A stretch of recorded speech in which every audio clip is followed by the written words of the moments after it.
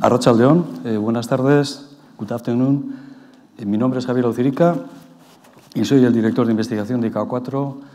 Me gustaría dar la bienvenida a todos ustedes en nombre de Innobasque, a quien agradezco que me haya invitado a moderar este impresionante panel de expertos que tenemos aquí y que durante 1 hora y media debatirán sobre el concepto de Smart Innovation, con la coletilla Hacia dónde va Europa, aunque uno de los ponentes nos dará una visión fuera de Europa, y en el que entiendo que se pondrá especial énfasis en destacar la utilización de metodologías participativas para la toma correcta de decisiones.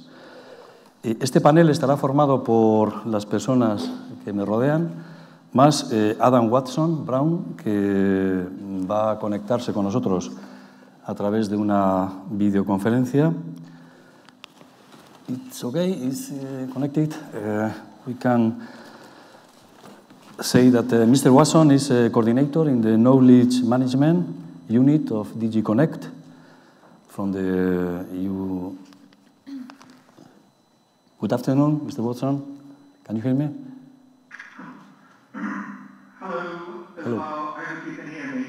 Okay. As I was saying, you are coordinator in the Knowledge Management Unit of DG Connect from 2012 to 2014. You participated in the working group Digital Futures. That's right. I participated in the Digital Futures task force, which undertook the Digital Futures project in order to innovate within the Commission.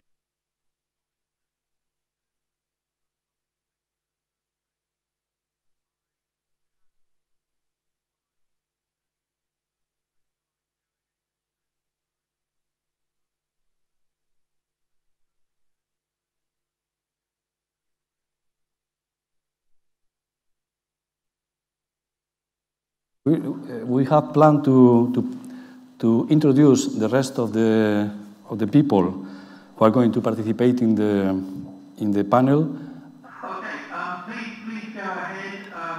Because I cannot see very well what's going on in the room, it's difficult for me to work things out. So just tell me when you need me to give the presentation. Okay? In 5 minutes. Okay. The second. La segunda persona que va a participar en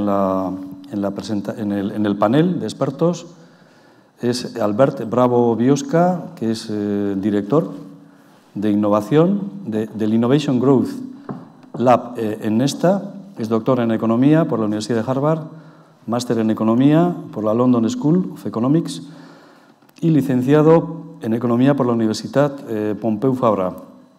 Ha trabajado también como economista para la OCDE y es consultor del Banco Mundial. Albert nos va a hablar del concepto de experimentar para innovar mejor, que se basa en el objetivo esencial del Innovation Growth Lab, que es el conseguir que las políticas de crecimiento e innovación se hagan sobre fundamentos más experimentales y basados en la evidencia. También con un concepto de aproximación más global, involucrando, como dije al principio, a los máximos agentes posibles, tanto fundaciones, investigadores, gobierno, y que en esta investigación pueda permitir este método evaluar mejor el impacto de los recursos de los gobiernos y empresas que dedican a la innovación. Martin Duckworth es máster en Administración de Negocios en la Escuela de Negocios de Manchester. Martin es un estratega británico con experiencia en el desarrollo de nuevos mercados y nuevos modelos de negocio, especialmente buscando que los usos futuros del pensamiento y la planificación de escenarios permitan hacer una evaluación mejor del entorno y permitan desarrollar mejor nuevos negocios. Su ponencia se va a centrar en los resultados de un estudio denominado Strategic Foresight towards the third strategic program of Horizon 2020, en el que nos va a contar no solo las conclusiones, sino el método y los agentes involucrados, para explicarnos hacia dónde va desde el punto de vista estratégico Horizon 2020. Tanja Kimova es directora de investigación en TNS Opinion. Es un centro internacional de coordinación de TNS para la investigación social y política. Forma parte de esta empresa desde 2010 y es responsable de las encuestas en el contrato marco del Eurobarometer Flash, de los requerimientos de investigación del Banco Central Europeo y de su desarrollo. Tanja está matriculada en el curso en Estadística Avanzada en la Universidad de Leuven, en Bélgica, máster en Ciencias de la Comunicación y es licenciada en Psicología. Especialista en varios ámbitos como el diseño e implementación de estudios business to business y en la investigación online y de la comunicación. La ponencia de Tanja se centrará en explicarnos de forma breve, porque lamentablemente no tenemos demasiado tiempo, las tendencias en innovación en las empresas europeas, que aparecen en el documento, en el informe Innobarómetro 2015, basado en una exhaustiva encuesta realizada sobre un amplio número de empresas que pertenecen a 28 países de la UE, además de Suiza y Estados Unidos. Y finalmente, Toby Shapshak dará la última ponencia. Toby es redactor jefe y editor de la revista Staff y colaborador con Forbes. Su TED Talk sobre innovación en África se ha visto más de 1,4 millones de veces, lo he visto también, y ha escrito artículos para CNN y The Guardian en Londres. La revista GQ le incluyó entre los 30 hombres más importantes en los medios de comunicación y ha aparecido en la lista de 300 jóvenes sudafricanos más influyentes recopilada por el periódico Mail and Guardian. Según GQ, se ha convertido en un periodista tecnológico más reconocido del país. Es copresentador de un programa semanal para la emisora CNBC África y también ha sido objeto de un artículo en New York Times. En su ponencia, Toby nos explicará, que seguro que no les va a dejar indiferentes, estoy convencido, nos explicará por qué, según su opinión, es mejor la innovación en África y cómo soluciones que este continente, muchas veces olvidado por los países desarrollados, pueden beneficiarnos, nos podemos beneficiar el resto del mundo. Getting straight to the point, Mr. Watson, the floor is yours. You have 10 minutes for your presentation. And after this, we could have the chance of having one question for you from the public. Okay? Okay, that's fine. Thank you very much. So I'm going to talk to you about today about the Digital Futures project. And now, oh yes, I've learned how to drive this thing. Okay, so the concept for Digital Futures was to use foresight in order to prepare an innovative contextual briefing for the Juncker Commission.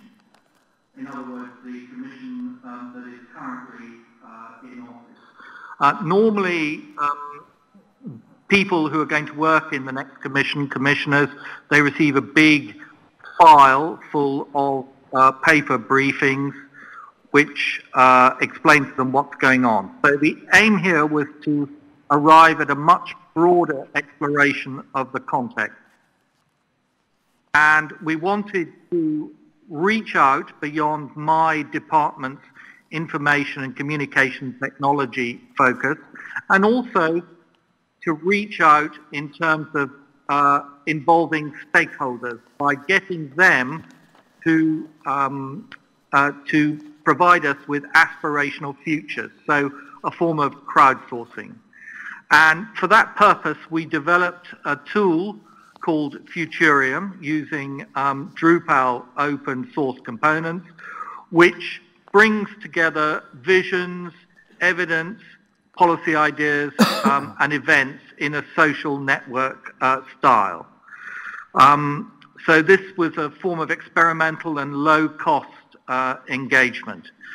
Here is a schematic which shows what I've just said, through from citizen engagement through the creation of citizens' futures, stakeholders' futures, to key issues which would then inform the next college of the Commission.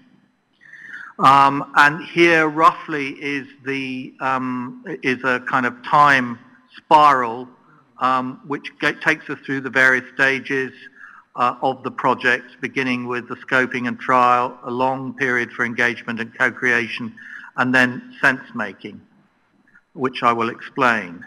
So in terms of the mechanics of how to interact with crowdsourced futures from stakeholders, obviously the ideas, the futures, the aspirational futures will be coming up from the bottom, but we, as the managers of the project, needed to undertake some top-down sense-making in order to structure the content that was being received from the stakeholders, from the public, because there were many duplications and we had to provide a structure.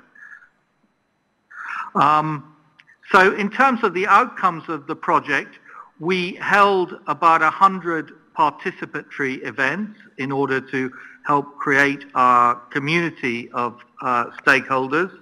There were about 2,000 or more of them in the end. We did about 20 webinars, and oh yes, we arrived at actually more than 4,000 Futurium members. 2,000 people coming to the actual visits, the actual events.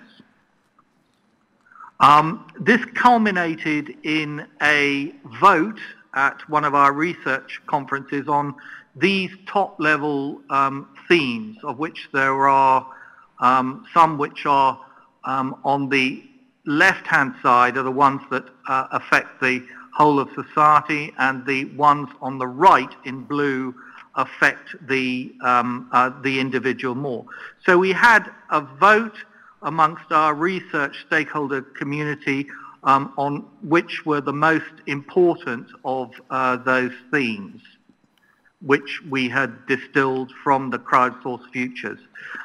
Just a little bit on the methodology here. So the trends and visions that came in were structured according to this schema. And here is an example of one of the top-level themes, which is the dawn of a transhumanistic era. What that means is that by the 2050 frame of this futures exercise, a transhuman will emerge where information and communication technologies and biomedicine will fundamentally improve the human condition and greatly enhance human intellectual, physical, and psychological capabilities.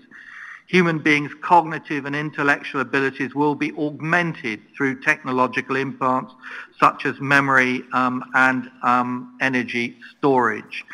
I will not talk about any of the trends that you see in the hexagon there, but they are, you can look at them later. And this is another one for the hyper-connected human, which is based obviously around the expansion of the internet. So I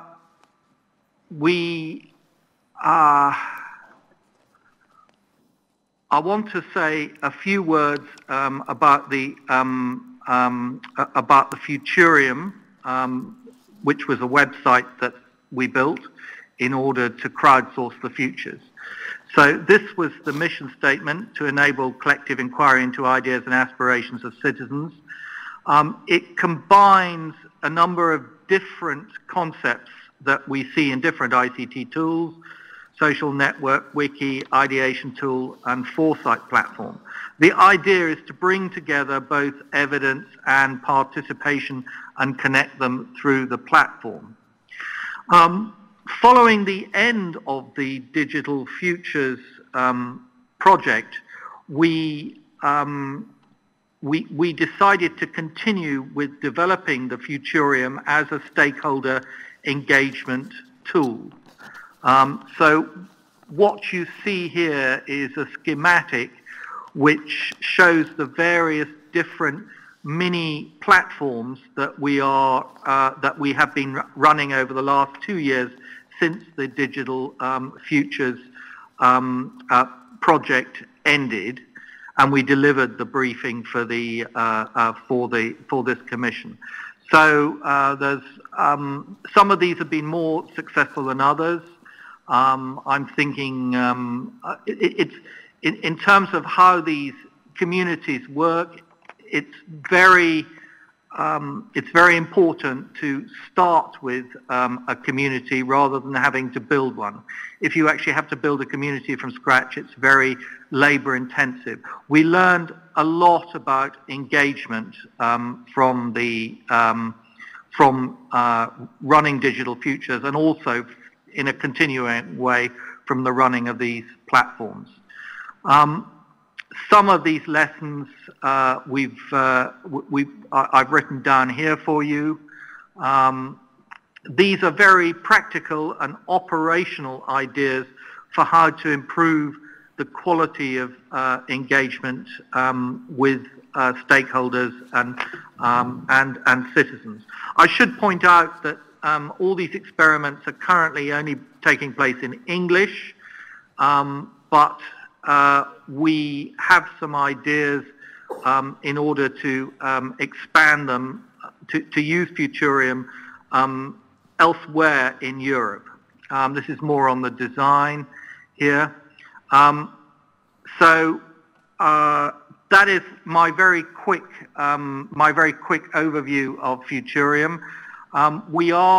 I should say finally that we are preparing a version of Futurium which will be downloadable by local municipalities and will be usable by local municipalities across Europe in order to engage their citizens on policy issues affecting local communities. So that is in process at the moment. Here you have some resources which will explain in greater detail what I have just rushed through in a very short time. Can I pass the floor back to the room, please? Okay, thank you. The idea is to have some answers at the end of the last, after the last presentation. But in the case of Mr. Watson, we could have a question now because he has to leave the panel.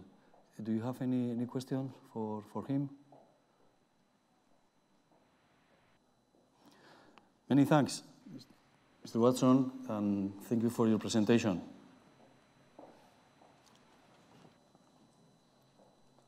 Okay. Thank you. There are no questions from the room, I take it? No questions. Okay, thank you very much, and enjoy the rest of your session. Thank you. Thank you for joining us.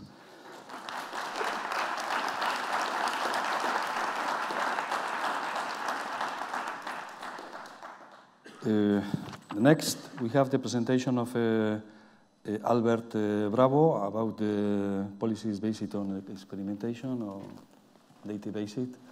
You have 10 minutes. Thank you very much. Gracias. Gracias por invitarme a estar aquí hoy. Only one thing. Cuando terminemos las 4 presentaciones, habrá un turno de preguntas que acumularemos al final. Gracias. Yo les voy a hablar en castellano, aunque van a ver que la mayoría de mi presentación está en inglés. Y quería empezar con una pregunta, y es, ¿cuántos de ustedes han escuchado esta frase, los experimentos con gaseosa? Y es cierto que quizá no era el sentido original de la frase, pero al final el mensaje que a la gente nos manda cuando hablamos de experimentación es que esta frase es con gaseosa, con cosas importantes no se experimenta. Se experimenta y se juega con cosas poco importantes, pero con lo importante de verdad mejor no experimentar. No sé si hay aquí muchos micros. El problema con esto, y es un problema, es que Si no experimentamos con las cosas importantes, seguro que no resolvemos los retos importantes que tenemos. Si queremos resolver los retos en distintas áreas de políticas que tenemos, hay que experimentar en aquellas cosas, no solo en los márgenes. Y uno de los retos que tenemos es construir una sociedad, una economía mucho más innovadora. Sí, que lo que yo les voy un poco a hablar en los próximos 25 minutos es por qué tenemos que experimentar mucho más en las maneras que utilizamos para apoyar la innovación, la emprendeduría, el crecimiento empresarial. El punto de partida es, si nosotros miramos cómo se toman hoy en día las decisiones de políticas públicas en este ámbito, pero también cómo se toman las decisiones en muchas empresas, tenemos básicamente tres ingredientes. Un ingrediente es la intuición, el instinto, el juicio, el judgment.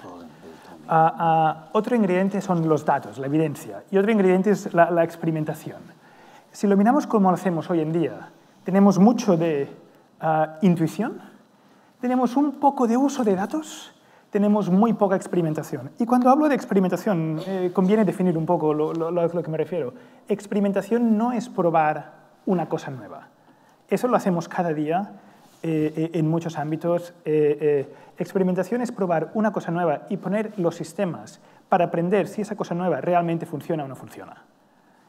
Experimentar, probar algo nuevo sin poner la estructura para poder aprender sobre lo que estás probando, eso es probar una cosa nueva, no es experimentar de un modo riguroso. Y lo que se ve en el ámbito de políticas de innovación y de crecimiento y de emprendeduría es que tenemos mucha intuición, a veces acertada, a veces no. Tenemos un poco de datos que se utilizan, pero se podría utilizar mucho más la cantidad de datos que se están generando hoy, sea los que están dentro de los gobiernos, sea los que están en las páginas web, los que están en LinkedIn. Hay muchas cosas más que se podrían hacer y definitivamente tenemos muy poca experimentación entendida como probar cosas nuevas y poner en los sistemas para poder aprender si funcionan o no funcionan. A ver este botón. ¿Cuál es el resultado de esto? Nosotros hicimos algunos cálculos mirando cuánto se gastaban los gobiernos europeos en programas de apoyo a la innovación, a la empresa, a la emprendeduría. En Europa se gastan unos 150 billones de euros al año en programas de apoyo para que las empresas sean más innovadoras, para los emprendedores, para que las empresas sean más productivas y crezcan más. El problema que tenemos es que hay muy poca evidencia del impacto de este dinero. Estamos hablando de una gran cantidad de fondos, pero realmente no sabemos cuál es el impacto que tienen. Un estudio de la London School of Economics miró todas las evaluaciones que se habían hecho en este ámbito y básicamente encontró que solo un 1% de las evaluaciones de este ámbito satisfacían el mínimo criterio de rigurosidad. Básicamente eran suficientemente buenas y creíbles para convencer a alguien que no estaba de acuerdo contigo de entrada. La mayoría de evaluaciones que tenemos de estas políticas son suficientemente buenas para convencer a aquellos que ya están de acuerdo, que la política es una buena idea, pero no sirven para cambiar la opinión de alguien que está en desacuerdo. También si miramos cómo se hacen políticas en estos ámbitos, normalmente empezamos con un gran anuncio de un consejero, de un ministro, una gran política, sin haberla testado, probado a pequeña escala. El problema que tenemos es que no estamos poniendo grandes cantidades de dinero en una intervención que quizá no tiene ningún efecto. Asumimos que sabemos lo que va a funcionar en vez de reconocer que no lo sabemos y quizá mejor probar distintas versiones a pequeña escala. Para añadir un poco más de Lego, la alternativa a empezar con una gran política es empezar con pilotos experimentales. A veces uno se puede, si estamos hablando en el ámbito de la emprendeduría, para hacerlo un poquito más próximo al mundo de la innovación y la emprendeduría, puede ser que tiene usted un programa de apoyo, un programa de mentorship, donde da mentors. Puede querer probar si hay que darles 10 horas de mentorship o 50 horas, si durante 3 meses o durante un año. Pequeñas decisiones que al final pueden afectar al impacto del programa. Se puede decidir, cuestionar un poco, ¿qué pasa si en vez de hacer mentorship, que tienen un mentor, les damos 2 mentors o lo hacemos online, offline? O a veces decir, bueno, es que quizás tenemos que probar cosas totalmente distintas. El punto de partida es que en vez de asumir que sabemos cómo hacerlo, reconocer que no tenemos todas las respuestas y probar distintas maneras de hacerlo. La idea, hay muchas maneras de hacer esto. La manera que lo hacemos nosotros es aplicando el método científico, los ensayos clínicos, es decir, tiene un emprendedor o una empresa o tiene un programa de apoyo a la innovación, hay distintas versiones. En vez de empezar con una grande, empezar con distintas, ver qué pasa con cada una de ellas y aquella que funciona, la que va mejor, pues scaling it up, ahora es cuando me falla el español, implementarla a gran escala. El objetivo es que tengamos más experimentación, que tengamos mejor evidencia y con esto, si hay voluntad política, y enfatizo, si hay voluntad política, podemos acabar con políticas más efectivas. Porque uno de los problemas que tenemos es que realmente falta innovación en las políticas de innovación. Para añadir otra, también estaría bien aplicar al método científico las políticas científicas. Esto es un poco lo que hacemos en el Innovation Growth Lab, que es esta colaboración global de gobiernos de todo el mundo y investigadores de las mejores universidades del mundo, que tiene como objetivo cambiar la manera que se hacen políticas en estos ámbitos. En vez de hacer grandes políticas, ser mucho más experimental. Y estamos trabajando pues, con con agencias innovadoras, agencias de innovación de países como Finlandia, Teques. Estamos trabajando con investigadores de todo el mundo. Nos gustaría ver el País Vasco en esta lista. Los que Innobasque me ha invitado es muy consciente de esto. Para dar un poco de ejemplos prácticos de lo que eso significa en la realidad, él pensaba que podría utilizar los próximos 35 minutos para presentar algunos de los ejemplos de proyectos en los que estamos trabajando. Quedan menos 10 segundos, menos 10 minutos. A ver, que yo también tengo un reloj. Así que muy rápidamente, solo para que ver la diversidad de ámbitos donde uno puede experimentar. Este es un proyecto, por ejemplo, seguro que ustedes han escuchado hablar de eso, de la importancia de la interdisciplinaridad, de cuando se está haciendo investigación básica, de mezclar gente de distintas disciplinas para que salgan nuevos proyectos. Esto es un experimento que se está haciendo, que básicamente lo que están haciendo es testando, probando si mezclar investigadores de distintos grupos y distintos ámbitos en un gran laboratorio generan nuevas colaboraciones. Lo están haciendo con una prueba, lo que sería un randomized control trial, un ensayo clínico, probando a ver cuál es el impacto de la proximidad y si esto realmente genera nuevas colaboraciones o no. Otro proyecto en el que estamos colaborando y trabajando es mirando cómo se puede solucionar este problema, bueno, un problema que tienen todas las regiones del mundo, que es, o que al menos se creen que es conectar universidades y empresas. Y aquí tenemos varios proyectos. Un proyecto que, por ejemplo, estamos haciendo ahora mismo con el gobierno británico es testear los vales de innovación, esas pequeñas ayudas que se le dan a las empresas, vales, cheques de innovación, para que compren inputs de conocimiento de universidades. Mirando cuál es el impacto en el corto plazo, pero también si esto sirve para solucionar la falta de relación que existe en estos ámbitos. La evidencia que tenemos hasta ahora, y es aún no tenemos el dibujo completo, es que son métodos efectivos para crear una nueva relación, pero cuando se deja de subvencionar esa relación, la relación no continúa. Lo que dice no solo algo del programa, sino algo del problema. Y es que el problema no es solo que no se conozcan, sino que una vez se conocen y trabajan juntos, quizá no quieren continuar trabajando juntos. Es un problema más difícil de fijar, pero al menos aprendemos algo útil. Tenemos también programas en los que estamos trabajando mirando cómo cómo hacer formación de emprendedores. Y si es más importante darles información de cómo hacer un business plan, un plan de negocio, registrar una empresa, o si es más útil darles formación sobre cómo trabajar en equipo, cómo ser creativo, cómo tener ideas, etcétera, etcétera. También es otra prueba, también es otro piloto experimental. Otra intervención en la que estamos testando, probando ahora mismo, es cuál es el impacto de estar en una incubadora tecnológica. Hay muchas de estas incubadoras que se están creando. ¿Cuál es el impacto de entrar? Y en este caso, como había mucha demanda para entrar en una incubadora, han dicho, aquellos que no merezcan estar aquí no van a entrar, Pero entre todos aquellos que merezcan que estén aquí, en vez de tomar los 20 o los 100 primeros, haremos una lotería, unos entrarán, los otros no, y miraremos si al cabo de 3 meses, 6 meses, los que estaban dentro les ha ido mucho mejor que los que estaban fuera.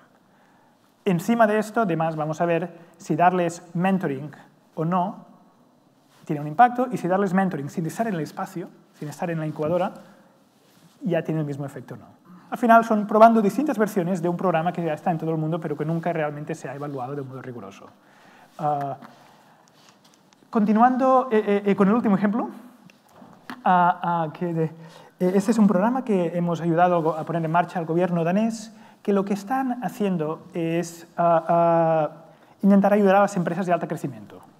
Y aquí lo que se está testando es un nuevo programa piloto, experimental, donde en un lado, por una parte, se les va a algunas empresas y les dice, aquí tenéis estos problemas, básicamente un análisis de 1 o 2 días de un consultor que va y les identifica oportunidades y problemas y retos que tienen. Y este es un grupo. Otro grupo no recibe nada y otro grupo dice, bueno, quizá no es suficiente con darles información de lo que no está, de lo que podrían hacer, quizá hay que llevarlos de la manita para que lo hagan. Y hay otro grupo que durante 1 año van a recibir apoyo para que implementar las recomendaciones. Al cabo de 2 o 3 años vamos a saber pues, si alguna de esas 2 intervenciones funcionaba y si es necesario acompañarlos de la manita todo el proceso o si con darles información de entrada sobre las cosas que podrían mejorar, las empresas ya reaccionan a ello.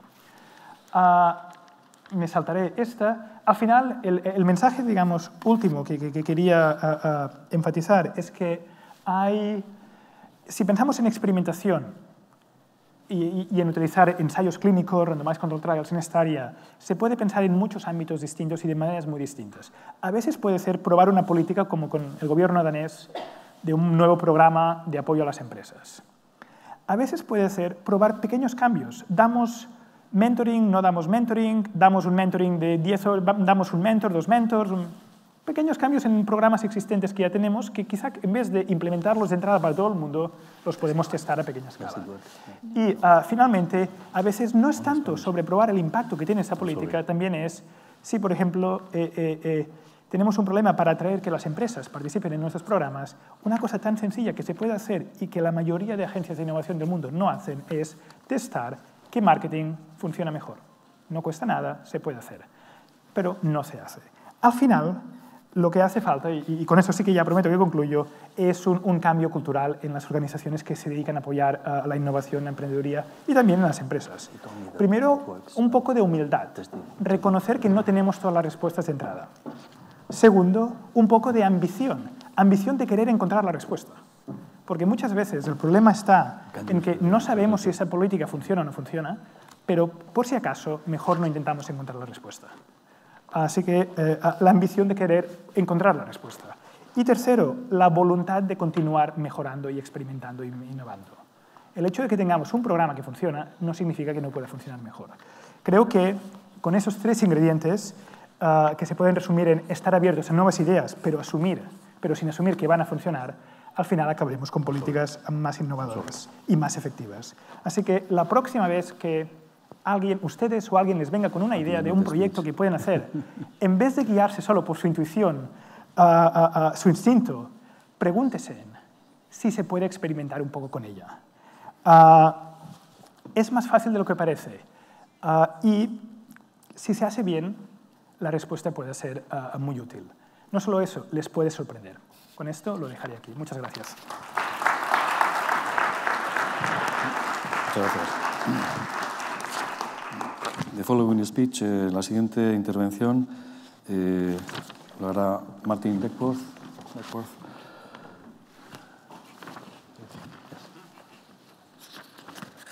Good afternoon. I'm Martin Duckworth. I am an independent futurist, and that means my job is to help organisations think about the future. What I'd like to talk to you today is a project that we did for the European Commission to help support the development and evolution of the Horizon 2020 research programme. Many of you will know what Horizon 2020 is, but it is the biggest research programme the EU has ever funded. 80 billion euros of spending over a period of 7 years, and the program runs in cycles, and we're currently in the second cycle of spending. Now, the third cycle of spending is due to start in 2018, and the project we did looking at the future was to help support the preparation work for that third strategic program, as what they call part of the reflective phase. So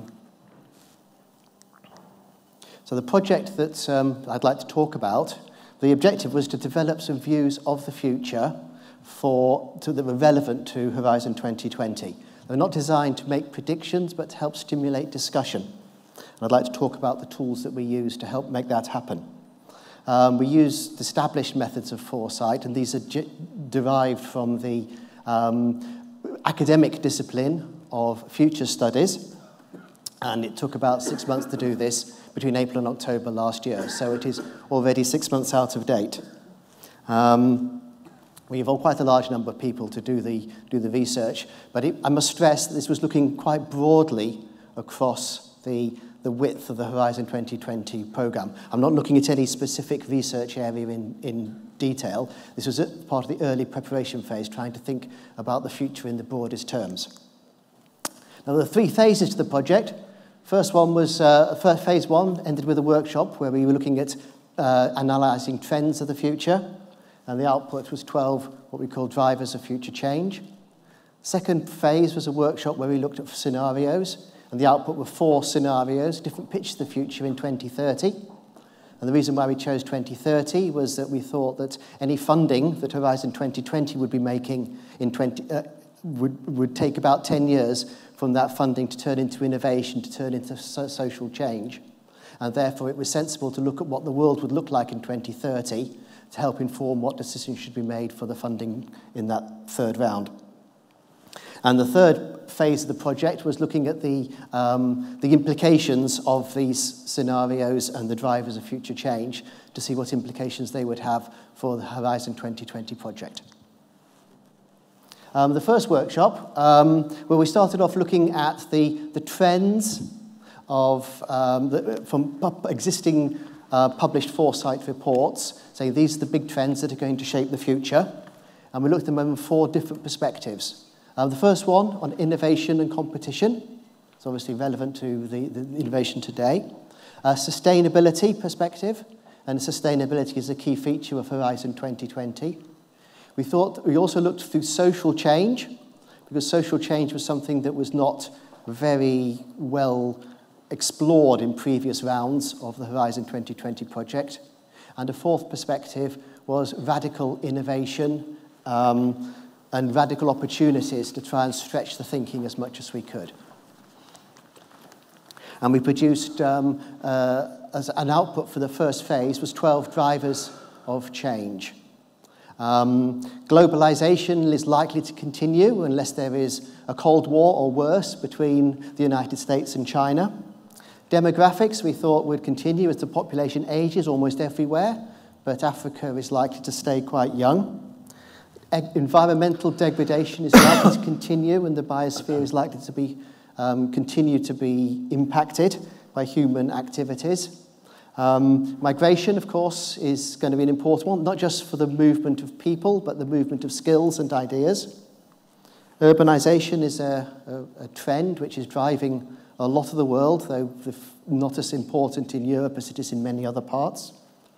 Climate change will still be with us, of course. Inequality at the moment is getting worse, and whether that continues to get more unequal or less unequal is a big uncertainty over the next 15 years. And of course, there will be limits to resources and perhaps energy too. Other trends that we saw, the digital revolution is going to continue with more and more advances in that area. And the new one that's accelerating very quickly is biotechnology and medicine as new techniques are developed. The last 2 we thought were jobs and skills were really big factors, and we saw that certain parts of the digital revolution would be impacting those as robotics and mechanical developments take over from manual jobs. Artificial intelligence is starting to replace white-collar jobs. And of course, individual aspirations and empowerment, how people feel about things, would also be important. So these are the 12 drivers of future change that we took forward into the rest of the project. Now, the second phase was to look at scenarios. Now, scenarios are stories about how the future might evolve. They're not predictions, they're just stories to help people explore and to explore possibilities. Now, they're based around the biggest uncertainties. If I go back, I'd just like to explain, the interesting thing about the drivers of change is that we saw that the technology drivers seem to be quite predictable. The cost, for instance, of photovoltaic cells is coming down all the time. The cost of biotechnology techniques is reducing all the time. Moore's law is continuing to make computers faster. The uncertainties are actually in the social sides, about inequalities and values, about how they would evolve over the next 15 years. So we use these social uncertainties to explore how the future might evolve, and therefore see how the various technologies would evolve within those new futures. So if I'd explain, we had two big uncertainties that we used. If this square here is representations of all possible futures, then on the right-hand side we have futures where the objectives of society remain the continued economic growth and the pursuit of material consumption. Whereas on the left-hand side, you can visualize futures where people are much more interested in ecology and recycling and what they call the circular economy, using materials again and again rather than digging them out of the ground, using them and throwing them away. Now, another uncertainty was how society is controlled. And we put at the top futures where everything is controlled from the center, centralized and elitist. That's the top-down sort of society. And at the bottom of this chart, we could have different sorts of futures which are decentralized and participative, where ideas come from people at the bottom of the pile feeding into the center. And if you use this way of exploring how the futures might evolve, then we could have different sorts of social futures which you could explore how things might evolve. So in this case, on the top right, for instance, we described a future which we called Big Brother, which involved the continued pursuit of material growth and economic consumption in a world where everything was centralized. So if you remember, the driver I said was the digital revolution. In Big Brother, this is a world where when you go shopping, all your data is held by Amazon or the government, who already know everything about you and know what you want to buy even before you know it yourself. Now, if you think of the opposite scenario, in the opposite corner, all caring, is a very different world where you have an ecological circular economy with lots of recycling and a participative bottom-up world. And that would be a very different social environment than would be Big Brother. We actually had 4 scenarios. During the workshop, we had 15, and these are the 4 that we finalized for the next session. But the actual content of the scenarios is not that important. The important message is to think that there are different social futures, and the technology drivers are going to evolve differently because of the different social and legal and political and economic structures which you find within each future. Okay? So at the end of the day, we produced 4 scenarios to explore what might happen. Then in the third phase of the project, we took the 12 drivers of future change, looked at 4 different scenarios, and we looked also at the technology drivers, which we thought were more predictable, and tried to see how they would all fit together to create what we called 8 issues for the Horizon 2020 project. And these were the 8 issues. We saw that hyperconnectivity and big data would be driving accelerated change and innovation. We saw that energy is actually falling in cost and will be a huge game changer. Migration is going to be important as not only movement of people but movement of skills. Health is going to be a really big driver as it takes a bigger and bigger share of economic output and more possibilities of coming from the technology. Climate change is going to be with us all the time, so things like the climate change and management of the oceans are big projects which need global help, global responses. Innovation in the primary sector, how we make and use materials, is important as well. One of the big game changers is biotechnology, which is really rapidly accelerating. And on the social side, a state of instability seems to be much more likely going forward than it has been in the past. Now, of those ones, I think of relevance to yourselves, you might like to hear more about 4 of them. And these are the 4 I'd like to talk about. So we thought hyperconnectivity and big data. This is the digital revolution. I'll read it out. Hyperconnectivity, the Internet of Things, and cognitive computing will transform our lives at a scale and a speed we can hardly imagine today. What's happening is that all these things within the digital side seem to be coming together. We're having learning systems, artificial intelligence, the Internet of Things, networking, social networking, pattern recognition, computer recognition, robotics are all feeding off each other and creating something which is very difficult to understand where it will go, but it is certainly going to drive the future over the next 15 years, if not longer. Oops. Right. The second thing we saw, and this was actually something that we thought was very new, to us, was quite new, was that the cost of energy seems to be coming down significantly. As solar energy and wind energy are getting cheaper and are now comparable with fossil fuels, even at the current prices. Going forward, we see those prices coming down. PV, well, photovoltaics are getting cheaper and cheaper every year. Wind is getting cheaper. And we're moving to a regime where over the next 15 years, energy for many parts of the day and in some seasons will be free. Well, zero marginal cost. The price may not be free, but the cost of producing it will be less than, it'll be available at zero marginal cost. At other times of the day, or at other seasons, it could be very much more expensive. So we're moving to a world where energy prices are going to be very variable and very different from time to time, variable from day to day and vary from season to season, which is very different from what we have now. So industrial processes and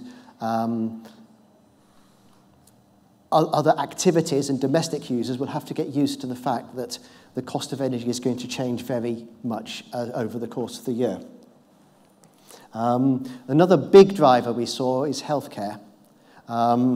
Progress in medical science is bringing lots of opportunities. That's in diagnostics, in prevention, and treatment.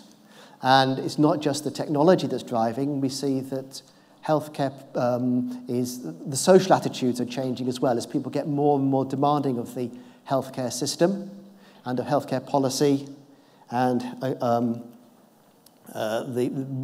requiring more policy, the increasing requirements from the people who provide their healthcare for them.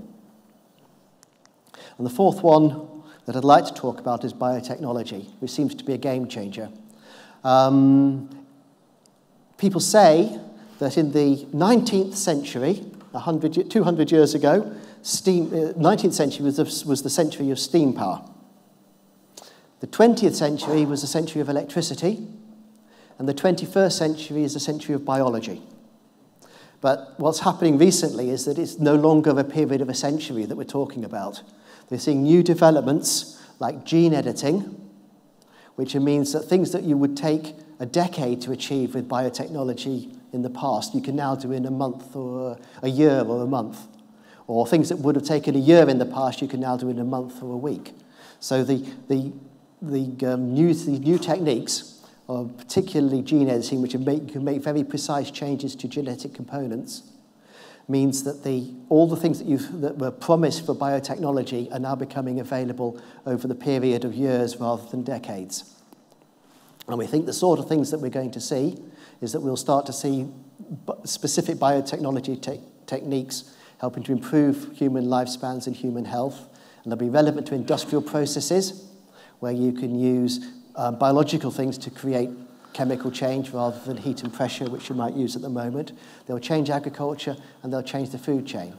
And whether or not Europe chooses to adopt these techniques, they will impact Europe because the rest of the world is going to take them. So those are 4 big changes which we saw, which will all play out differently in the different scenarios, and they will be very relevant over the time plan for which the Horizon 2020 programme is thinking about its priorities for spending over the next 2 or 3 years. Now, the impact, the organisation, the sponsoring organisation within the European Commission that commissioned this work has told me that it's had quite an impact already. But of course, they would say that. They've been asked to present to 5 of the advisory groups, which are the groups with selected experts within each of the themes of Horizon 2020, and to 2 of the programme committees, which are the organisations where representatives of the member states and officials have been asked, are used to represent the interests of the member states. And the cross-cutting elements of the parts of the report have also already been have contributed to the focus areas for the next call for funding. So the message is that the foresight, the techniques of foresight, the techniques of future studies are becoming more important within the Horizon 2020 programme. But what does this mean for the title of the presentation is Smart Innovation in Europe? I think that my real message is that innovation is considered as 2 parts. The successful exploitation of new inventions. Now, these futures techniques may not help you very much with actually inventing something. You need to be the specific expert in a specific subject to do that. But they will help to exploit it successfully. And they can do it by, the first key message is that this sort of analysis highlights that big changes are coming. And all the various factors I've talked about are going to change the world over the next 15 years in which your inventions and your innovations are going to have to work. So there's huge opportunities for innovators. The big change is coming. You can be part of actually making those changes happen. Or if you have another invention, you can exploit these changes in order to create value in other areas. Or, of course, these will be constraints. So if the world changes the way we think it will, then your inventions and innovations will have to work within those worlds as they appear in 2030, and not just as they work work in worlds that we appear today in 2016. And I suppose the last message is that the tools of these future studies can actually improve the chance of success. And I've shown you some of the tools. Analysis of trends, which we call drivers of future change. Doing different pictures of the future, how the world might appear. These are scenarios. And pictures of just trying to visualize what the future might look like, the term we call visioning. So that's just a quick example of this SMART project, which we've used, this project which we used to inform Horizon 2020. And thank you for your attention. There's a page here of credits and more details if you need to find anything else out. Okay, thank you.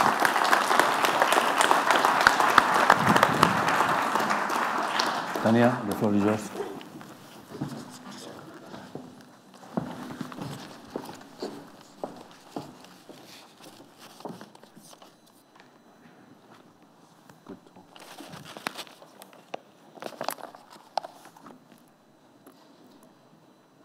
Okay, hi, and thanks a lot for inviting me to present this very exciting survey we've been doing for DG Growth over the years. DG Growth is part of the European Commission. And before I get into the content of this presentation, I would just like to say a few words about the entity. So the Institute is actually conducting the Eurobarometer surveys, and also about the Eurobarometer. Probably most of you hear about it for the first time. So TNS Opinion, the company I work for, was designed to serve as the Eurobarometer and was established around 40 years ago. And since then, over time, has developed to actually play the role of the coordination center based in Brussels and coordinate all the EU institutes that do national surveys. So it's in our DNA to conduct multi-country surveys. And through constant innovation and ensuring excellence in designing, implementing, and delivering accurate data and insightful analysis, we've been working with governments and the major EU institutions like the Commission, the Parliament, the European Central Bank, but also our clients range from large grassroots environment organizations such as Friends of the Earth, to Google and to communication agencies, but really most of the work that we do is for the European institutions. So the Eurobarometer, what is it in a nutshell? So if you sort of browse the internet, this is the thing that you'll find on Wikipedia. So it's a series of public opinion surveys conducted regularly on behalf of the Commission. That's sort of the definition, and we're sort of cited on the page. But let me give you a few insider information about what the Eurobarometer is and how it's conducted. So normally the Commission is interested to survey all the member states. So normally we do the survey simultaneously in 28 countries or more if they're interested, if the client is interested, the Commission or someone else is interested in other countries in the world. And once we design the questionnaire with the client, once we agree what we want to track and what we want to get out of these interviews, we have 3 days to implement the survey. So it means that from, let's say, day one, the questionnaire is approved, our instrument is approved. We have 3 days until fieldwork is launched. And in those 3 days, we have to make all the translations happen. We have to disseminate all the samples to all the institutes. So we have to coordinate a huge network of people, 28 institutes or more, and many people, which makes sure that this all happens on the ground. And for example, just to give you an idea, because everything is then released in the public domain, and obviously the translations that we use completely impact the results. Every time that we launch a translation process, it involves at least 5 to 6 different native speakers, so all that fits within the 3 days, the scripting, the setup. Then we have 2 or 3 days to conduct the fieldwork. Normally we interview 1,000 people per country, so we have 3 days to conduct 27,000 interviews. To gather all that data to make sure that it's accurate, that it measures what we expect it to measure, etc. And then we need to deliver the data on the next day. So the day after fieldwork closes, let's say the fieldwork closes on a Thursday, we need to deliver the data on a Friday. And then the analysis will be delivered on a Monday. So the framework of the Eurobarometer ensures a very quick turnaround, and this time pressure is sort of constant for our organization. So we have to make sure that we automate as many processes and we involved as many innovative elements as possible to make sure this all happens and to make sure that the data we deliver is accurate and of good quality, etc. And then that the analysis is insightful. So we need to make sure that we have as much time as possible, so at least a day, to put together a brief for the client. And this is something that we continuously do, so it's not like a one-off effort, but it's something that we, so we launch telephone and face-to-face surveys back-to-back over the year. And we cover a variety of issues, but we mostly focus on social policies and political issues that are of interest to the client. And as I've said, so everything is available in the public domain. So everything comes under the scrutiny, obviously, of the client, but also of many academics, universities, NGOs, government organizations, the national representatives of the Commission, so the local representations, etc.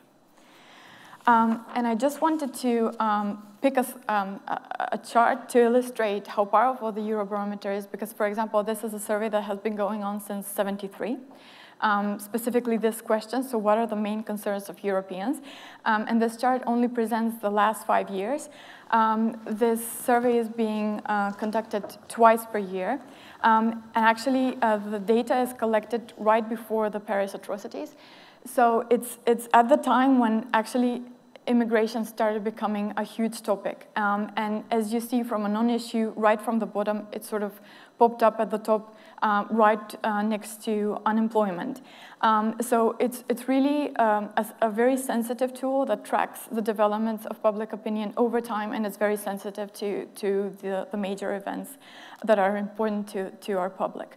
And you see that there is a rise for terrorism as well, but as I say, this happened before the Paris atrocities, so I expect that the next release will even show higher results for terrorism. So this is just to show you what this data looks collected over time and then put together on one slide. But specifically, the survey that I want to present today is the Innobarometer. So that's a barometer that is designed to track the innovation trends in all the EU member states. And one of its roles is to keep the DG, so DG Grow, informed about different trends and different changes in the innovation climate across the continent. And obviously this is an event dedicated and around innovation, so therefore I don't need to say much about why innovation is so important for our economy, the quality of the lives we live in, and obviously for making the world a better place where our hopes and dreams become reality. So the way that this was designed, so the instrument, the questionnaire that is used to collect the data was developed over time.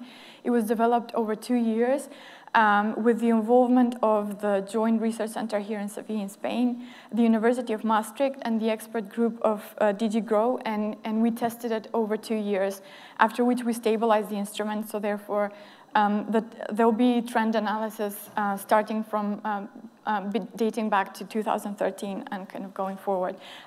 So it's a survey that we conduct every year. It's telephone interviews with CEOs and key decision makers of companies. The last field work took place in February, and we interviewed companies employing 1 or more people.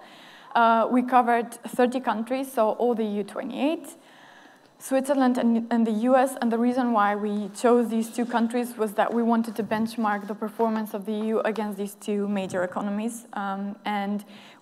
So over the course of a week, we interviewed, because it's a specific target, so a bit more difficult to reach.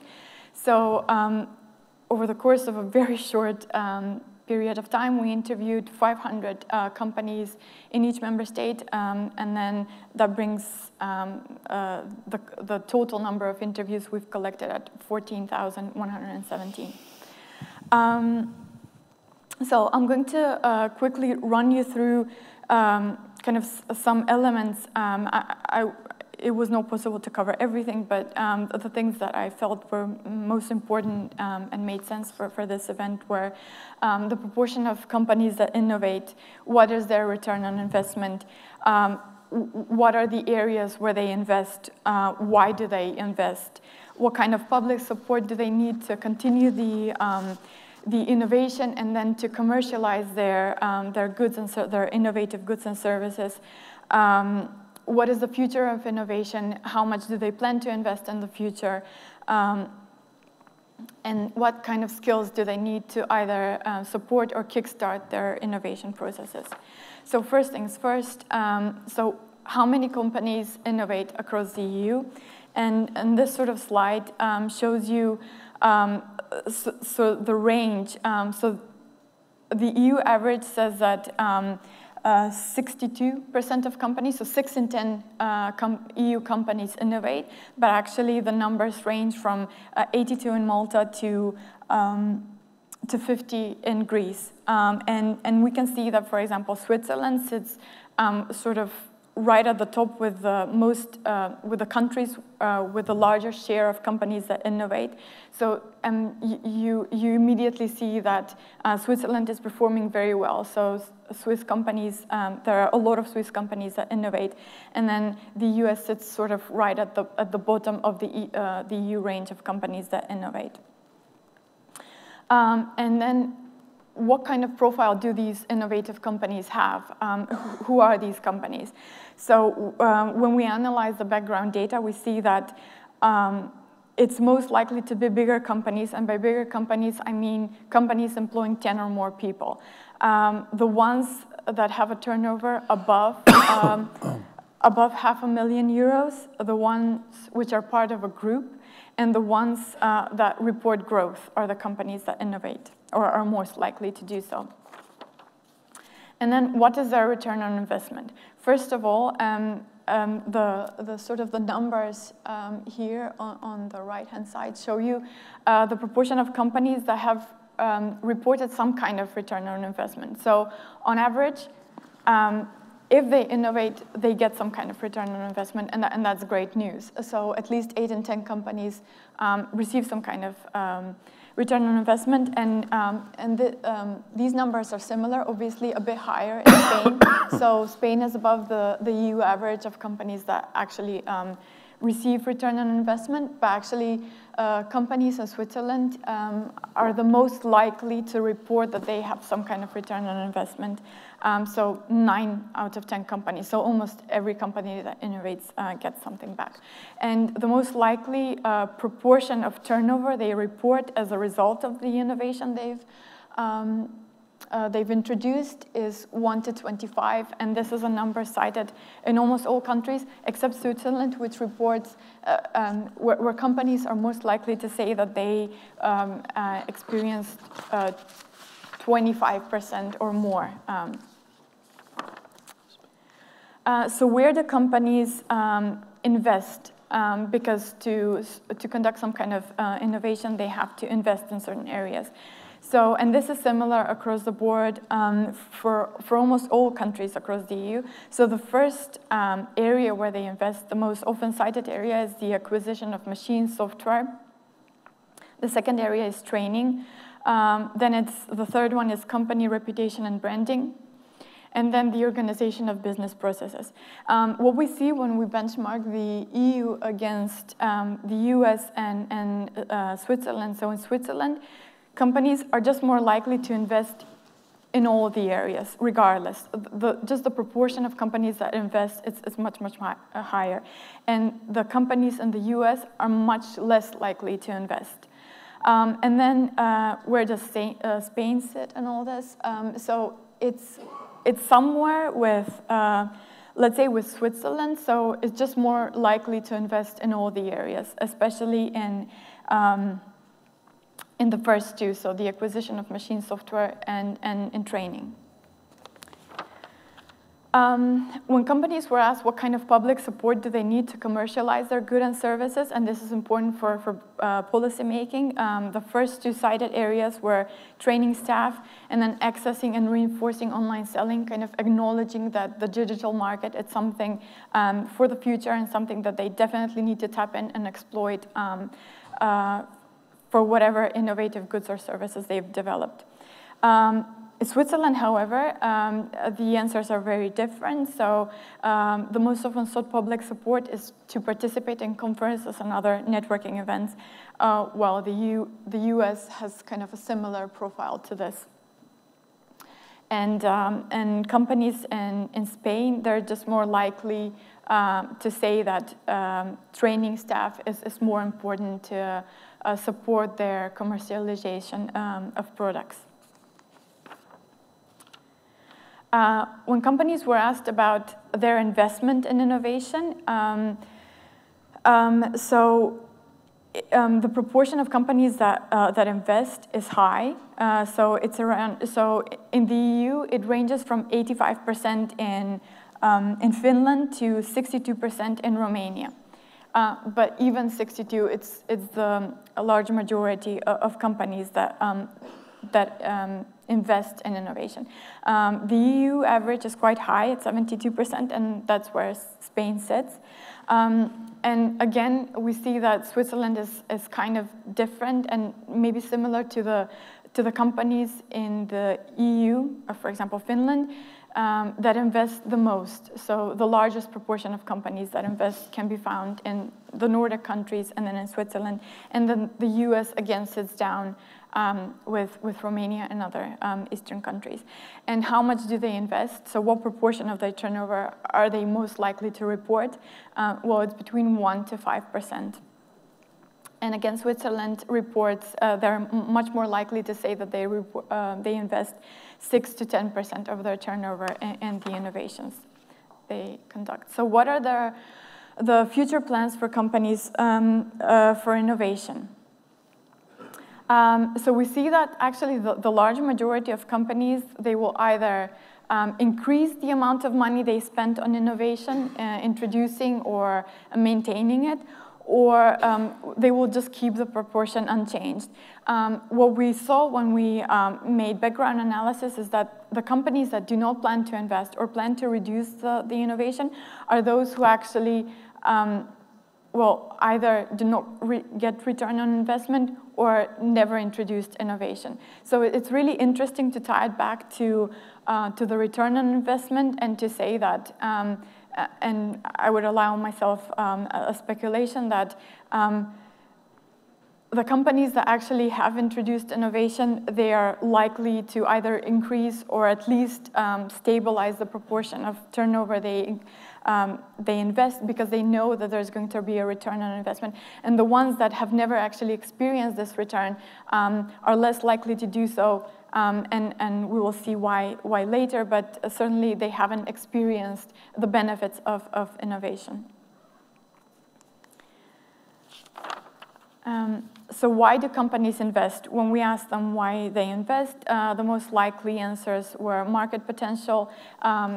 It was because they had to compete for at tenders where there was a specific request for innovation, and there was increased competitiveness in the market. And these are the three kind of most cited answers at EU level, but the two most important answers for Spain were market potential and then increased competitiveness. The companies that did not plan to invest are actually the ones who say that, well, investment is not going to be profitable, and they do not have financial support to undertake any such activities, financial support or enough staff, etc. So it's really important for the policy making, and this was an important finding for DG Growth, because then, I mean, whether it's profitable or not, they sort of need to go through the experience of having introduced an innovation and then see that it's absolutely very, very likely that they'll have some kind of return, and then the process will support itself. So there needs to be some kind of campaign to raise awareness about the benefits of innovation. But also, in terms of financial support, there are different activities undertaken to make sure that companies understand that it's not traditional way of funding is not the only source of funding, and it's important for companies to understand that they can seek financial support at very many different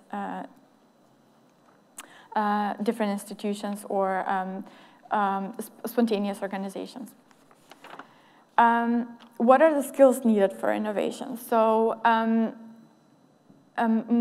most often companies said that it will be marketing skills, financial skills, and technical skills. So under technical skill, financial skills, sorry, it will be skills that are needed to find access to finance. So obviously that's a huge issue for companies.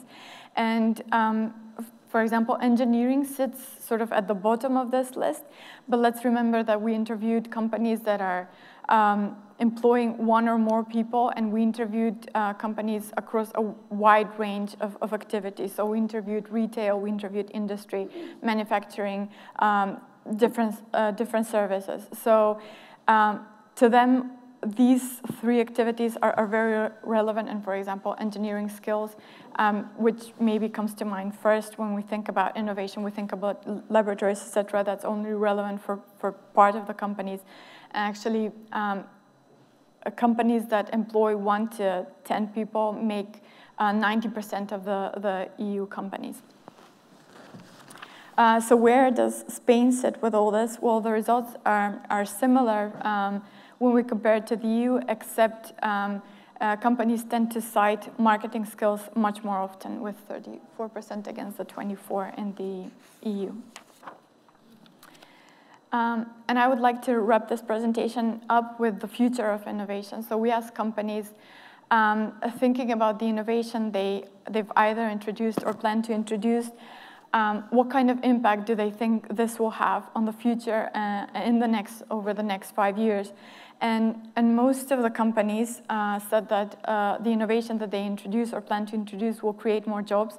And this was cited by so around 1 in 5 of EU companies, but it was cited by an even bigger proportion, so 1 in 4 of companies in Spain. US companies tend to say this, only 12% of US companies tend to say this, and then the most often envisaged benefit of innovation for Switzerland is lifelong learning. That's obviously, that comes second for the EU as a consequence of the innovation that will be introduced, but again, Spain sits much higher and much closer to Switzerland in this respect. And the other two issues that were brought up by companies were that the digital economy and IT sector will be enhanced by the innovation that companies introduce across the board. And then the fourth impact would be the positive impact on the environment, cited by more than 10 companies across the EU. Thank you very much.